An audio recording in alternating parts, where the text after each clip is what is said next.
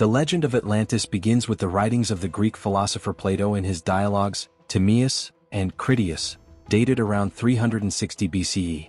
Plato described Atlantis as a powerful and technologically advanced civilization that existed some 9,000 years before his time.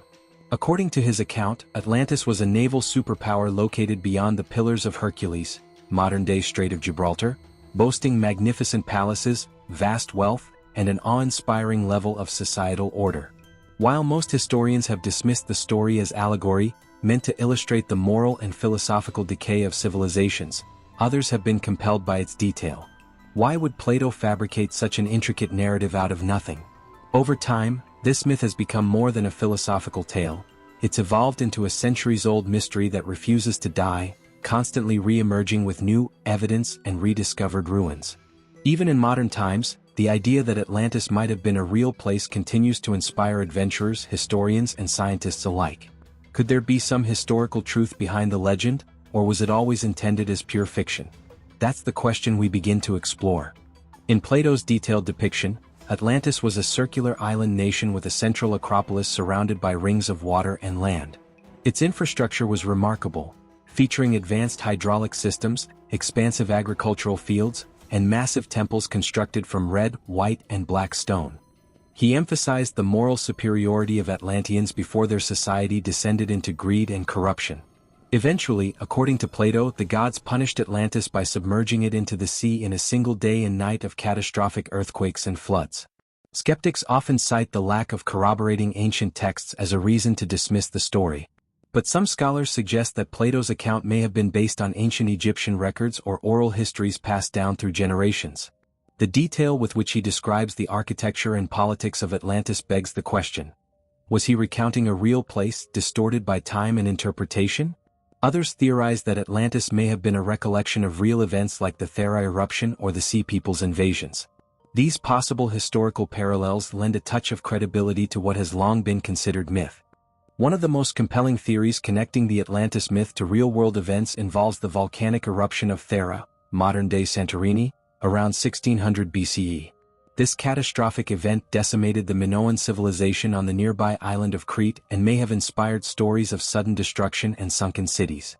Archaeological excavations have uncovered ruins preserved in volcanic ash, complete with multi-story buildings, frescoes, and drainage systems that resemble Plato's descriptions of advanced Atlantis architecture.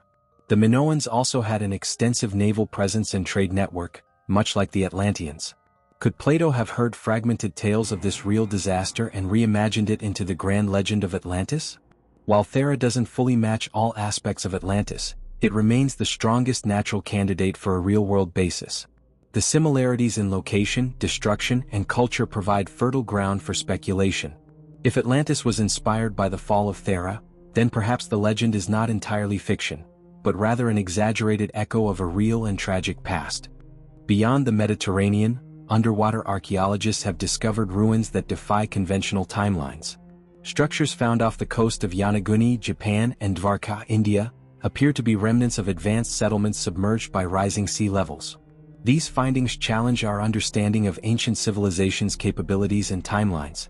The city of Dvarka, for instance, is tied to the Hindu epic Mahabharata and was thought to be purely mythological, until sonar scans revealed underwater structures aligned with the legend.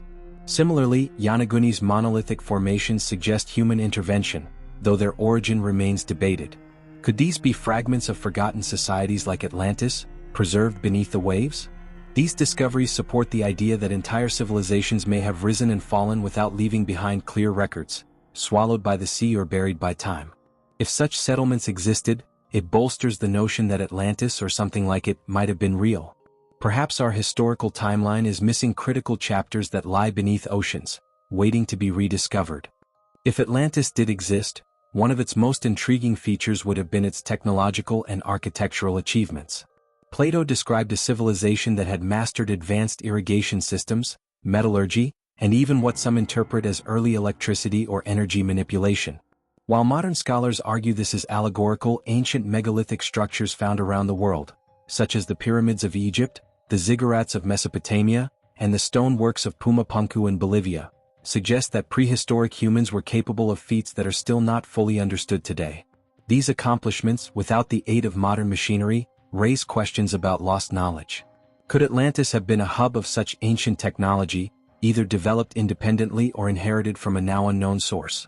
Supporters of the ancient advanced civilization theory suggest that traces of Atlantean technology could have seeded other cultures after its fall, which may explain why we see sudden spikes of innovation in various parts of the world. From perfectly aligned temples to mysterious artifacts like the Baghdad Battery, clues hint at the possibility of forgotten expertise. While there's no direct evidence linking these technologies to Atlantis, their existence opens up the tantalizing possibility that the ancient world was far more sophisticated than we're taught to believe. Dozens of theories attempt to pinpoint the geographical location of Atlantis. Plato places it beyond the Pillars of Hercules, which many interpret as west of the Strait of Gibraltar, implying a location in the Atlantic Ocean. This has led researchers to explore the Azores Islands, believed by some to be the mountain peaks of a sunken continent. Others suggest the Caribbean, Antarctica, or even regions beneath the ice of Greenland. Some scholars have connected Atlantis with the Rikhat structure in Mauritania, known as the Eye of the Sahara, which eerily matches Plato's circular city layout. The debate over Atlantis's location reflects just how captivating and elusive the legend is. Satellite imagery and sonar scans have revealed strange formations in various parts of the world's oceans, further fueling speculation. While none have been definitively proven to be Atlantis, each discovery renews hope and interest in finding this lost land. Could we be looking in the wrong places entirely? Or is the truth still hiding in plain sight, waiting for the right perspective to be seen? Throughout history, powerful institutions have controlled what knowledge is deemed acceptable or heretical. During the rise of Christianity in the medieval era, the Church often deemed ancient texts and alternative historical narratives dangerous. Could this suppression have erased or buried evidence of Atlantis and other lost civilizations?